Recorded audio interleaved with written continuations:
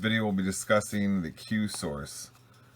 In simplest terms, it's this idea that there is a document out there which has never been discovered, but is hypothesized to exist, which is the original gospel of Jesus, which Matthew and Luke wrote from, and Matthew and Luke freely wrote their own accounts using this hypothetical source, and they wrote those gospels years later after Jesus was on earth. And it's not known, even if Matthew, Mark, and Luke are the people that actually wrote them. Those are just the names attributed to them as the source material of the Gospels, not necessarily authorship.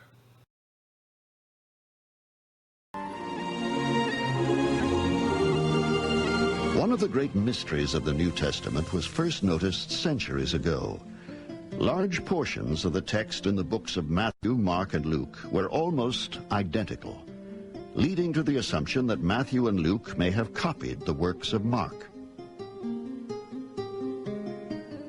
But when Jesus saw it, he was much displeased, and said unto them, Suffer little children to come unto me, and forbid them not, for such is the kingdom of heaven. Mark 10:14. But Jesus said, Suffer little children, and forbid them not to come unto me, for of such is the kingdom of heaven. Matthew 19:14. But Jesus called unto him and said, Suffer little children to come unto me, and forbid them not, for of such is the kingdom of heaven. Luke 18:16.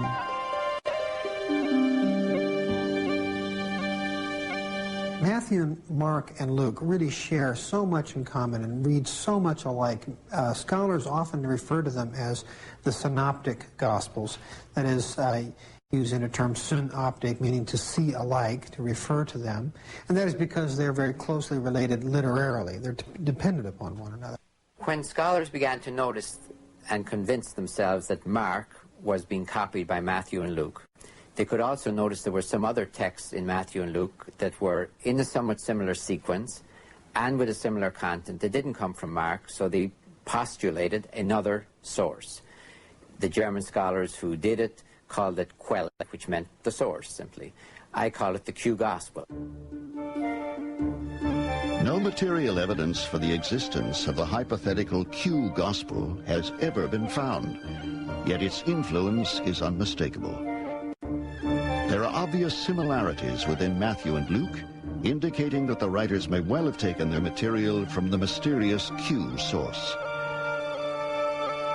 One can almost imagine Matthew and Luke independently of one another sitting down with a copy of Mark on one hand and a copy of Q on the other hand, or a copy of some other document on the other hand, and just inserting sayings, supplementing Mark with various teachings of Jesus. The search for the elusive Q document continues, but few believe it will ever be found. If it did exist, who wrote it? Who was the author of the text that may have influenced both Matthew and Luke? The chances are that we shall never know. You are watching Secrets of the Ancient World. I remember when I first became a Christian many years ago, being told this about the Q source and being really disturbed by it, because it really, it leads to this idea that the Gospels were written, it leads to this concept that everybody holds the Gospels were written way after Jesus walked the earth, and of course that is going to automatically make them lose credibility. How do we know they're the same from what actually happened with Jesus? And I remember thinking, there must be archaeological evidence that no copies of the Gospels. This is before I knew much about Christianity. This is when I was just first starting off as a Christian. And I just assumed, there must be archaeological evidence where certain copies of the Gospels were found, and they don't go further back than, say, 90 AD or 80 AD or something like that. And people therefore assume those are the oldest ones. It doesn't necessarily mean they are. It could be just they're the earliest found copies. But nevertheless, people will assume they're the oldest since they're the oldest found.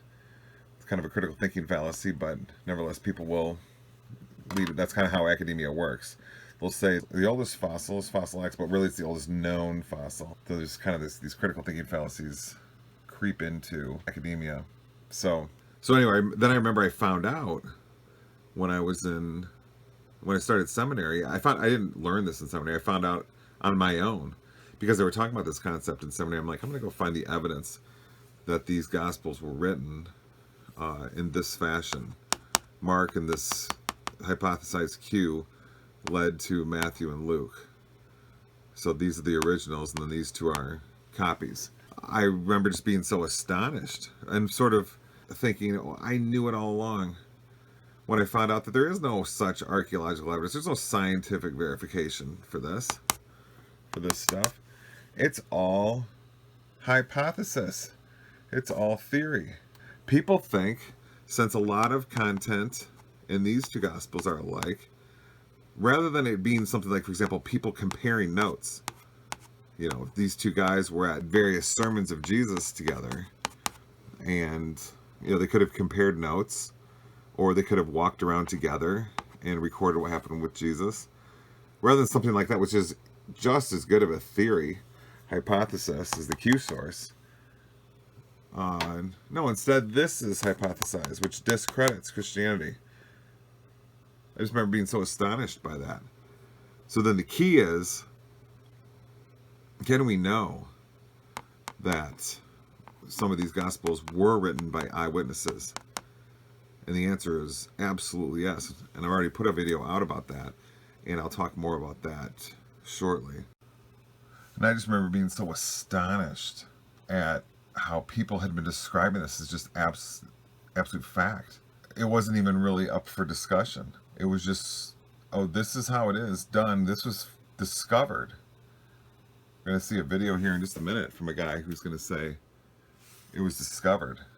He says it was discovered and hypothesized. It says in the same sentence. It's a contradiction. I just couldn't believe the carelessness and the madness of how this was being undertaken, and how and why in the world everybody would conclude this is some kind of scientific level discovery or fact or something. The Q source, and Q stands for the German word Kela. So this is the video I was referring to a moment ago, and it sounds real impressive. The guy can tell us about German. But as I said in just a second here, you're going to hear him say the Q source was discovered, it was hypothesized.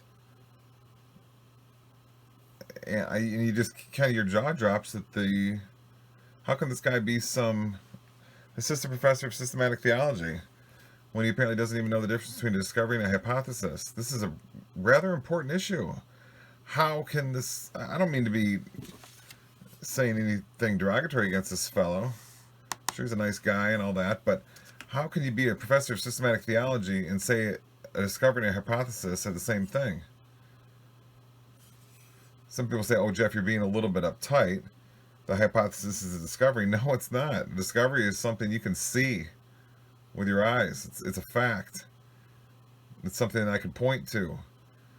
Not a theory that is no stronger than other theories that could be just as well postulated, and maybe even other theories are even better, as we'll find out in this video. The Q source, and Q stands for the German word Kela, and of course the Germans sort of discovered or hypothesized this document, which we have no copies of. So it's a hypothetical document that we have no artifact or epigraphic evidence for. But modern historical biblical critics began looking at Matthew and Luke, and they could see where both are appropriating from Mark. And then there's material that's unique, that's only in Luke, which is a lot of material, And then there's material that's only in Matthew, which is a good chunk of material. But then there's material in both of them that are almost the same, except with some minor modifications and tailoring. So, for example, Jesus' inaugural sermon. That's not in Mark, and it's not unique to Matthew or Luke. And they both have the basically same format, almost the same words, almost in the same order, with some modifications and additions. So pay attention to what he just said there. If I'm not mistaken, he just said the Gospels of Matthew and Luke have basically the same Sermon on the Mount. Now, this is a topic I'm very, very familiar with because I've studied both of those sermons very closely, and they are not the same.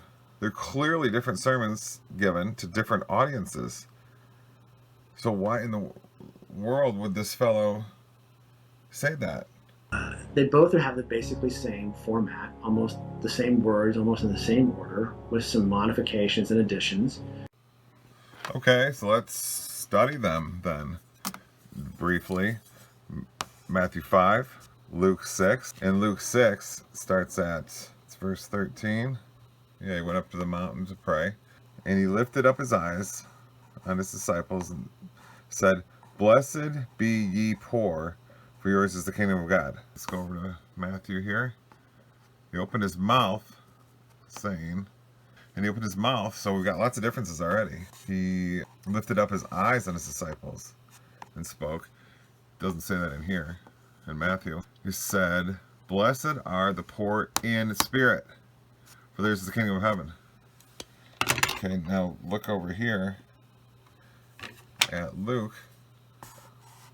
"Blessed be ye poor, for yours is the kingdom of God." Blessed are you poor in spirit. It's not in Luke. "For this is theirs is the kingdom of heaven." Where do we get the first line? It's not even the same line. Kingdom of God, kingdom of heaven. Blessed are the poor, poor in spirit. Blessed are the poor. Probably is going to mean poor people that don't have money, homeless, something like that. Poor in spirit, different concept. Let's go to the next one. Here's Matthew. "Blessed are they that mourn, for they should be comforted." Look at the next line here in Luke. "Blessed are ye that hunger now, for ye will be filled. Blessed are they that weep now, for ye shall laugh. Blessed are they that mourn, shall be comforted." Okay, so we don't see the same. This is in Luke, not in Matthew. Why wouldn't they? If they're just copying, why did one put one in? If that's our thesis that these are copies, people are copying. Why is one in and one not? Why is this in here? Blessed are the poor. Blessed are ye that hunger now, for you shall be filled. And it's not over here. I thought this guy said it's the same order and everything. You just said it. You just heard him say it twice. Okay, Matthew here. So this was in both. Roughly. Blessed are sort of the first thing we have is in both. "Blessed are the meek, for they shall inherit the earth." It's in Matthew. "Blessed are ye when men shall hate you, and when they shall separate you from their company, and shall reproach you, and cast out your name as evil for the Son of Man's sake." Oh, okay. This guy just said same order, wording, everything. They're the same sermon, and that doesn't appear anywhere in here. The next several lines, maybe here. "Blessed are you when men revile you and persecute you, and shall say all manner of evil against you falsely for my sake." But I thought he just said it's the same order. It's all way down here. Where in Luke, it's way at the beginning. Okay, and it's definitely not small modifications. It's a different sentence. You see the point here? Do we need to keep going? And also, it's well known, the Gospel of Matthew's Sermon on the Mount goes for 2 chapters that are very long, 5 to 7. And in Luke, very, very short. Extremely short. So why does this fellow say this? They both have the basically same format, almost the same words, almost in the same order, with some modifications and additions. Go to your church, your seminary, Bible group, or whatever, you will hear people saying theories of people like this, assistant professor, and they're impressed by them, and they won't ask for the evidence. They won't ask. They'll just believe this. We're going to find out how serious the problems are, and the Bible sort of predicts this will happen later in this video. But people trust this instead of that. And that's what's going on in the world here in the end times. They both have the basically same format, almost the same words, almost in the same order, with some modifications and additions. Matthew's inaugural sermon takes place on a mount, which is where, for Jews, that's where you encounter God. That's where Moses encounters God, on a mountain. And for Luke, it's on a plain, which in some sense is sort of connotes Luke's understanding of kind of the great equalization that takes place because of Jesus. The destruction of all kind of hierarchies and mocking of this fellow, but you kind of wonder what in the world is he talking about right now. He just said, which we all know, that the sermon in Luke is the Sermon of the Plain, and in Matthew it's the Sermon on the Mount. The Bible even tells us they're different sermons, different places, but this fellow's telling you they're the same, and Christians will believe this guy. The theories of this sort. I don't know what else to say, really. It's this is astonishing. We're gonna talk later in this video about how humans are the Bible says all humans are liars. The words of men are lies. That's what we're seeing here. This fellow can't help himself. He must be a liar if he's talking in human words. Human words are only lies. Humanity in the world today does not grasp that concept, which shows up repeatedly in the Bible, which is that humans are liars from sentence to sentence. They don't even necessarily mean to. They just are. They don't know truth. They don't therefore speak truth. And that's what this fellow is doing right here. And Christians believe the lie, not the truth. So anyway, let's keep going. Differences. That's one example. And the classic example, of course, is the Lord's Prayer, which does not appear in Mark, does not appear in John, but appears both in Luke and Matthew. What's interesting is that they're both basically word for word the same, except Matthew's version is a little bit more, it adds a little bit more, and that's the one we say. The idea is that even the Lord's Prayer, according to biblical scholars, is a Q source. Lord's Prayer in Matthew 6, 9-13. Lord's Prayer in Luke 11, 2-4. They are very, very similar, except Matthew adds this ending right here. It's not in Luke at all. One wonders, why is a Q source? Let's invent an imaginary document which nobody has any evidence for, rather than just say that these two fellows were eyewitnesses to Jesus. We're going to see, I've already put a video on how this guy was an eyewitness to Jesus. Luke, he says, how do we know? Because he says so. That's how you know if someone's an eyewitness, they say so. You know, in history, we know people are at certain places because they say they are. You say they're an eyewitness source. Luke says he is in Luke 1-3. Luke chapter 1, verse 1-3. John also says he is in 1 John, the very beginning, as well. But as far as these Synoptic Gospels, one of them says they're an eyewitness. Since this is an eyewitness, here, Luke, and this person has this recording of almost identical account of what Jesus said, wouldn't the better theory be to say that these guys were together? Or they compared notes? Or something? And one just left off the closing? You could come up with all kinds of theories. You could say they compared notes, Jesus said it twice at the ending the second time, this guy was at one, this guy was at the other time he said it. You know, you can say all different kinds of things. And in fact, isn't to say these are different sayings of Jesus, we don't need to totally guess. The Bible tells us Jesus said these at different times. This is said in Matthew in the Sermon on the Mount. Okay? And therefore, some of it's a little bit different. Debts in here. And the King James says sins. Now, I mean, those are conceptually basically identical, but the Greek word is different. Okay? So different things recorded, different ending. But this is in Luke 11. Okay? It's completely different than the Sermon on the Plain in Luke. Nowhere near the time of the Sermon on the Mount in Matthew. Totally later time, different things going on. It's a different... I just don't understand the... I don't want to sound amateur and unprofessional, but the foolishness of scholarship, the so-called scholars, of this guy we're hearing talk right now. How could anybody think these are the same? So I don't know what to say. It's just, the Bible says the wisdom of man is foolishness to God. You're seeing it right here. Foolishness. And the Bible says that in the end, people come along and scoff. You're seeing it here. This doesn't make any sense. I don't even know what people are talking about here. How can it? One's Luke 11, not the Sermon on the Plain. The other's Matthew 6 is the Sermon on the Mount. Only someone who... I don't understand. Sorry, let's just keep going. It adds a little bit more, and that's the one we say. The idea is that even the Lord's Prayer, according to biblical scholars, is a Q source. It adds a little bit more, and that's the one we say. The idea is that even the Lord's Prayer, according to biblical scholars, is a Q source. And the Sermon on the Mount, which most people know, is a Q source, but we don't have any material evidence for its existence. But you have to hypothesize it, because how do you explain these similarities? You simply just read the Bible for what it's just simply saying, as we just did in commenting on what this fellow is saying. That's how we explain the similarities.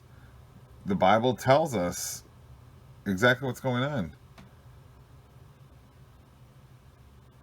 This is what Christians are getting their information from. The Bible prophesied that this would happen. People won't listen to the gospel anymore. They'll follow the doctrines of demons and so forth. When we know that they're written in different places and different times and locations by different people. The Q source is not a scientific concept. It is not a scientific academic enterprise. Academics talk about this with great confidence, as if this is something to be taken very seriously, and it's through great intellectual and academic rigor that this has been discovered and so forth. However, it is purely hypothetical. Now, I've done a previous video on this topic right here. Luke was an eyewitness to Jesus. How did everyone miss this? Fatal problem to the Q source, which is that Luke is declaring himself to be an eyewitness for Jesus, as I discuss in great detail in that video right there. Let me read a little bit about what the Q source is here first. It is a hypothetical written collection of primarily Jesus' sayings. Q is part of the common material found in the Gospels of Matthew, Luke, and but not in the Gospel of Mark. According to this hypothesis, material is drawn from the early church's oral tradition. According to hypothesis, if you go listen to people, to professors and experts talking about this, like in this video right here, they talk about it as if it's absolute fact. They will simply not mention that it's hypothetical right there. They will simply leave that off. So I don't know what to say. I mean, this is common. You go ask the average person at a church nowadays in the United States and say, when were the Gospels written? They say, oh, they were written down after Jesus was on earth. These ideas have trickled from the bogus ideas in seminaries and graduate schools into basically being everywhere as mainstream ideas.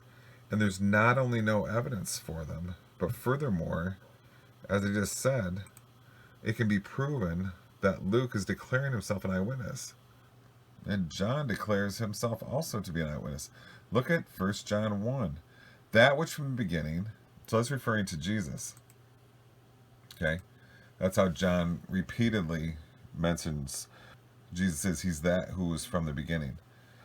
But look, which we have heard, which we have seen with our eyes, okay, which we have looked upon, and our hands have handled. Jesus, the word of life. It's that simple, right there. You know, this is not one of the Synoptic Gospels, which is the Q source. But the point is, why isn't anybody talking about this? You go to any church in the United States and nobody will bring this verse up. That John is declaring himself as being an eyewitness to Jesus, with Jesus. How can this be? I spent the last 6 years of my life in seminary listening to professor after professor after professor at 3 different seminaries that I went to, saying, yeah, it's just unanimous. There's no debate. It's concluded. Everybody knows. There's not even, you don't even have to argue with the point that Jesus lived, but the Gospels were written 60 years later, give or take, from oral tradition. But no, what about John? He was with Jesus.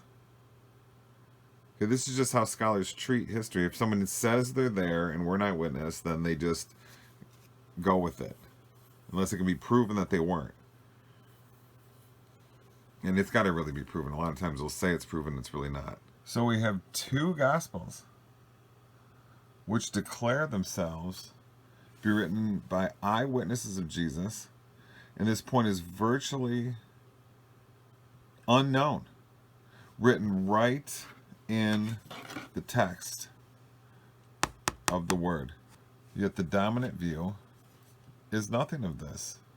A lie is told instead, that we have every reason to believe this is not, that of course the Gospels were written. It's just standard knowledge. It's a lie. And look at this verse right here. Look what this verse says. Romans 3 verse 4. Let God be true and every man a liar. The Bible even tells us to expect this. Expect the words of men to be lies. Yet pastors, Christians, seminary professors, theologians trust the words of men and don't read the scripture.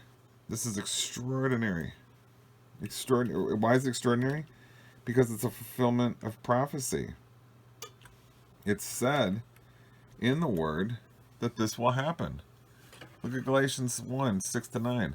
I marveled that ye are so soon removed from him that called you into the grace of Christ unto another gospel. Look at what comes out of Paul's pen, which is written by God. He's amazed by this, just like we're amazed here. This is something. It's an absolute fulfillment of Romans 3 verse 4, the Q source. Okay, 7, which is not another, but there be some that trouble you and will pervert the gospel of Christ. So what's going on now is going on then. But though we, or an angel from heaven, preach any other gospel unto you than that which we have preached unto you, let him be accursed. And as we said before, so I say now again, if any man preach any other gospel unto you than that ye have received, that means from Christ, let him, and not from men, let him be accursed. Think about this. Think about what that's saying. If any man preach any other gospel unto you than that ye have received, let him be accursed. But what is everybody doing? Everybody in the Christian world. This. They're preaching the gospel not received, but taught by men who are liars. Let me read a little more of the Q source here. Although So according to this hypothesis, this material was drawn from the early church oral tradition. Hypothesis. This is all theory. Nobody's discovered this. These all come from this right here. This analysis. Okay? According to Mark and Priority, Q was hypothesized by 1900 and is one of the foundations of the most modern gospel scholarship. That's this. That's what gospel scholarship is. Okay? B.H. Streeter formulated a widely accepted view of Q, that it was written in Koine Greek, that most of its contents appear in Matthew and Luke, or in both, and that Luke more often preserves the text's original order than Matthew. That's all theory. This is not scientific discovery. This is loose hypothesizing. It says it right here in this Wikipedia entry. If you want something that you feel better about than Wikipedia, you can just go read anything about Q. It'll say all the same stuff, except if you read the people that push the view, then they'll just say it's fact, which it's not. If it's fact, you could go see the scientific verification for it. You could go see the proof of its conclusions, but you can't. You only can see the theorization. In the two-source hypothesis, the three-source and the Q plus Papias hypothesis, Matthew and Luke both use Mark and Q as sources. There's all kinds of different variations of the Q ideas.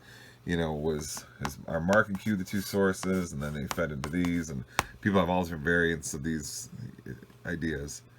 Matthew and Luke both used Mark and Q as sources. Some scholars have postulated that Q is actually a plurality of sources, just more wild theorization. Some written and some oral. Others have attempted to determine the stages in which Q was composed. Q's existence has been questioned. Oh, imagine that. How dare we question a hypothesis just appears out of nothing. Omitting what should have been a highly treasured dominical document from the early church catalog.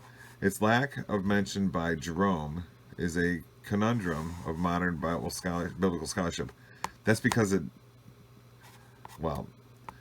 if we don't know it exists, why do we come up with wild theorization that it exists?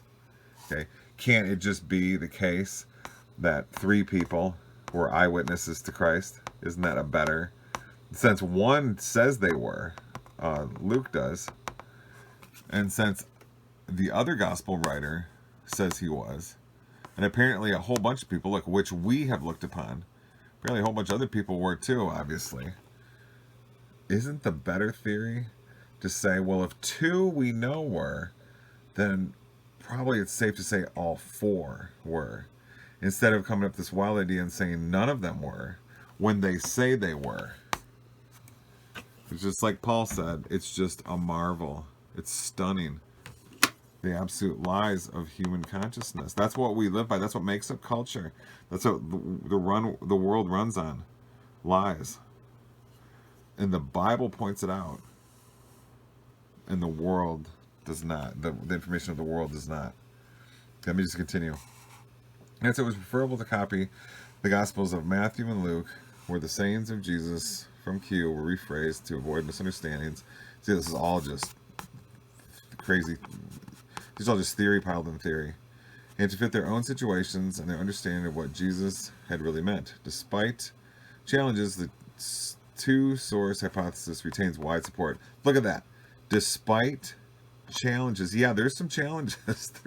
How about no evidence at all, scientific or otherwise, and counter evidence, such as Luke saying that he was with Jesus, and also John saying he was with Jesus.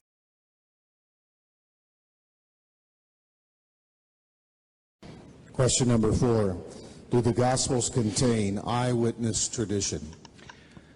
When I was a Bible-believing evangelical Christian, attending Moody Bible Institute, before I began my serious scholarship on the New Testament, before I began to read it in Greek, and before I saw what serious scholars of the world had to say about it, I was absolutely convinced that the Gospels not only contained eyewitness tradition, but that they were written by two eyewitnesses, Matthew and John, and by two people who were close companions to people who were eyewitnesses, Mark and Luke. Intense research has a way of changing your mind about things. But I don't want you to think that this is a reason for you not to use your brain. Even if you are the most hardcore, Bible-believing evangelical on the planet, you surely think that God gave you a brain. Use your brain. Craig and I will agree on this. God gave you a brain to think with. Apply reason. That's why God made you a human being instead of a slug. Don't be afraid of using your intelligence to find out the truth. The truth may not be what you were taught, but if it's true, you should believe it, not run from it. So this is Bart Ehrman, North Carolina, Chapel Hill, professor of New Testament studies. Very widely discussed, well-known professor of New Testament studies. And notice that he goes on this sermon about how we have to apply logic and use our brains and so forth. How do we not use our brains earlier in this video and analyzing the Q source? Why doesn't he go into the details that we pointed out instead of talking over and over about this same thing about how we have to be so logical without pointing out the logic itself? As I studied more and more using my intelligence as an evangelical, but also praying about it, I became convinced that the New Testament Gospels were not written by eyewitnesses or by people who knew eyewitnesses. The first point to make is the rather obvious one that the Gospels don't claim to be written by eyewitnesses. They are all anonymous. Okay, here's Luke 1, verses 1 to 3. For as much as many have taken in hand to set forth in order a declaration of those things which are most surely believed among us, even as they delivered them unto us, which from the beginning were eyewitnesses and ministers of the word. Listen to this.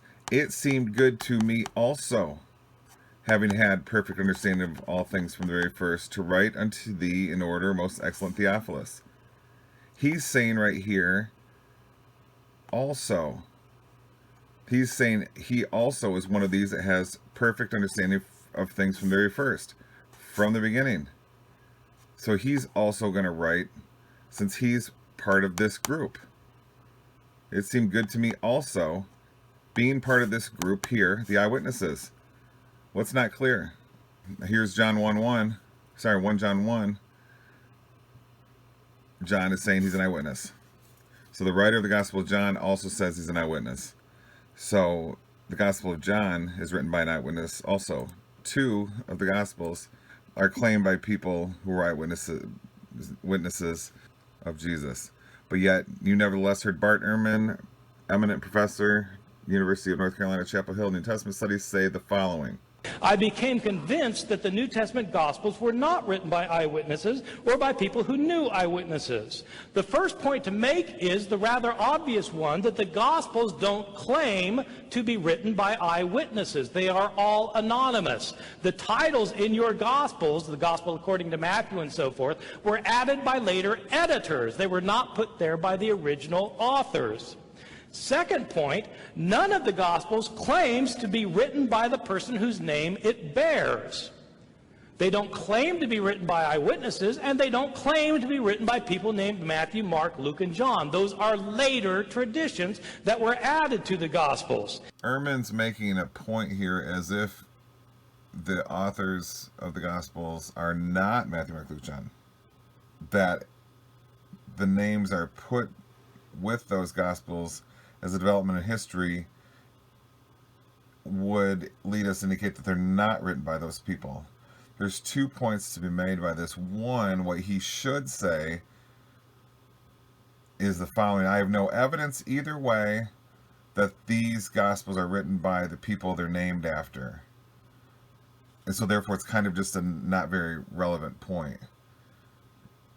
But he should make the further point, whether or not they are written by those people is buried in the unknowns of deep history. But what the claim he's implying here is oh, the Gospels, the texts themselves don't claim to be authored by the people the Gospels are named after. Therefore, they are not. No, I haven't heard him say that inference directly, but I think that's what he's trying to urge here. And if he does, it's an informal critical thinking fallacy. He would be saying that I have insufficient evidence of a claim, so therefore I can make a very sound claim, or a very sound conclusion from that claim. That would be the argument from ignorance in informal critical thinking fallacies.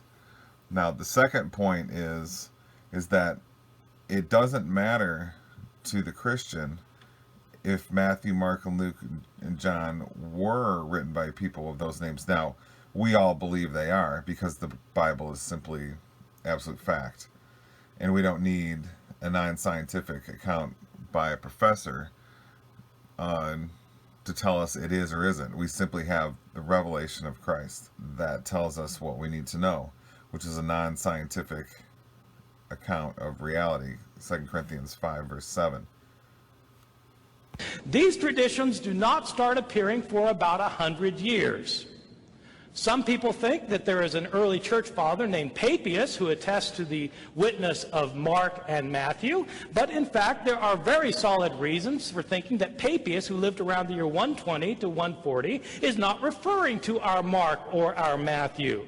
The first time anybody refers to Matthew, Mark, Luke, and John by name is Irenaeus in the year 180, 100 years after these books were written. My understanding of the Gospels, as they've come down to us, is that they were anonymous, and we don't know their names, and they're not built on eyewitness testimony. Oh, well, there you go. I actually hadn't listened to this video before making this video, but he just made the critical thinking fallacy right there. He's saying, since I have insufficient evidence that the authors are Matthew, Mark, Luke, and John, therefore they are not. That's like saying, since I have insufficient evidence that there are 234 craters on the dark side of the moon, therefore there are not. You can't make a claim about something you don't see. You can't make a conclusion on something you don't see. That's the fallacy from ignorance, critical thinking 101. I used to teach to my students when I taught critical thinking and logic at the University of Michigan Dearborn for 4 years. And he just gave us a tirade about be logical, use your brain, and so forth. But he just made a critical thinking fallacy. His whole argument's based on a critical thinking fallacy. This is how it works. This is how the world works. This is the Bible showing how it is absolute truth and can point out how the wisdom of men are lies. We're not trying to be cruel here or anything. We're just simply pointing out facts. He did just state a critical thinking fallacy. You can, he says we don't know, these traditions show up by 90 AD. So therefore, how does he know what happened in 34 AD, 33 AD? He doesn't. He's saying, since the traditions don't appear any further back, therefore, the truth evidence can be accounted for by what happened at 90 AD. But how does he know that? He can't know that because he just said he doesn't have evidence past 90 AD. So it's a critical thinking fallacy.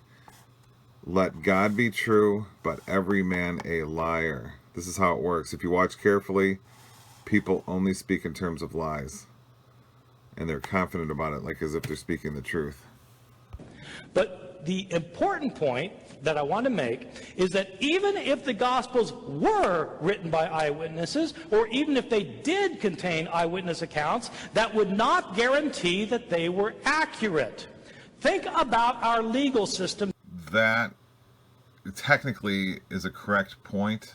What I think I heard him say is, even if we knew they were the originals and written by eyewitnesses and by the people that their names are on, we therefore don't know by those that they are accurate. I agree with that point because of another video that I've made on it's on my debunkingatheism.net site. It's this one right here. It's an article, and it's an article I wrote, and it's because Christianity is not scientific. You receive the information of Christianity by direct revelation from Christ, not by information of the world, science. In other words, faith, not sight. 2 Corinthians 5:7. So I don't disagree with what he just said there. He thinks it's a problem, but it's not. That was the subject of the 2 times I was on the Non Sequitur show. That's a show I don't think exists anymore, but debating these 3 atheists here. The first time, that's the second time I was on, and then the first time I was on is right there. Those are both on debunkingatheism.net, and that was the subject of both of those shows, that faith is how one has evidence of God, not by science. The Bible's very clear on that. So all these people out there debating how much scientific evidence there is for God, Christians and atheists debating this, are all wasting their time. Today, are eyewitnesses always accurate in what they report? If so, why do we have trials that call in testimony more than one eyewitness? If eyewitnesses were always 100% accurate in what they report, we wouldn't need law courts. If we wanted to know what happened, we would simply ask somebody.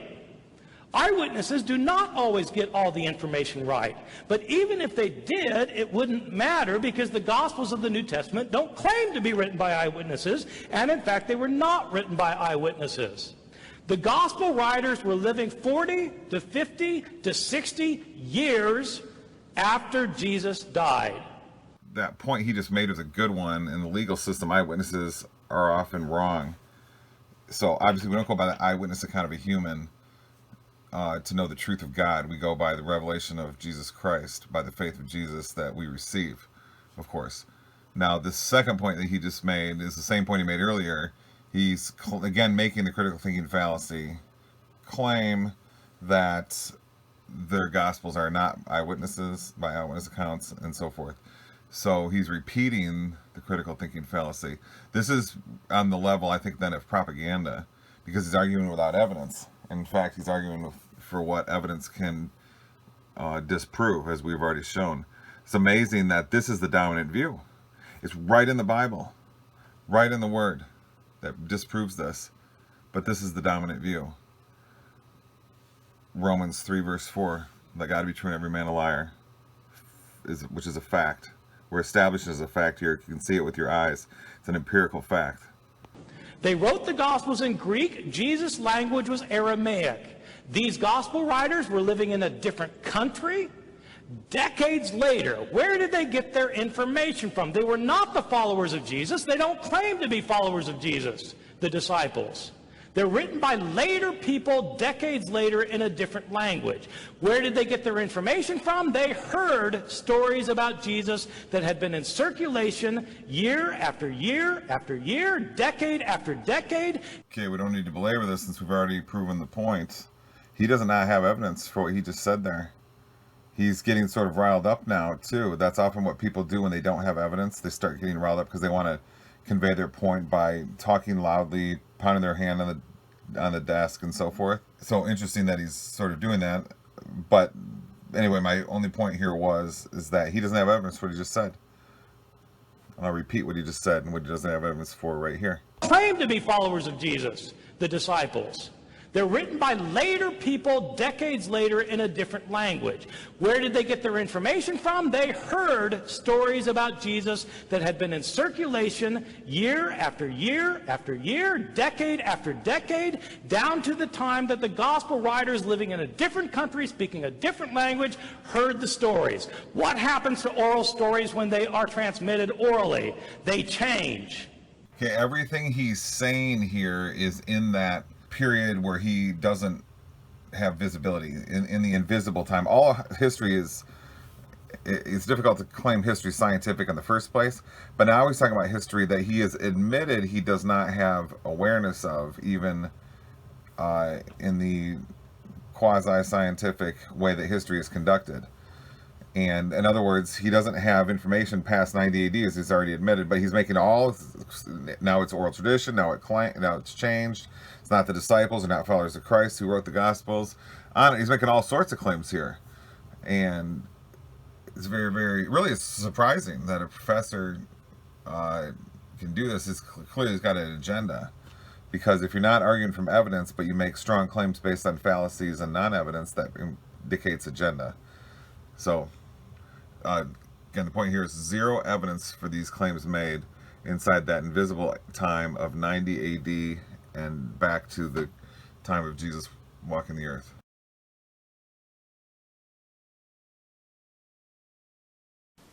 Well, the reason I think that there was a Q is that when you compare Matthew and Luke,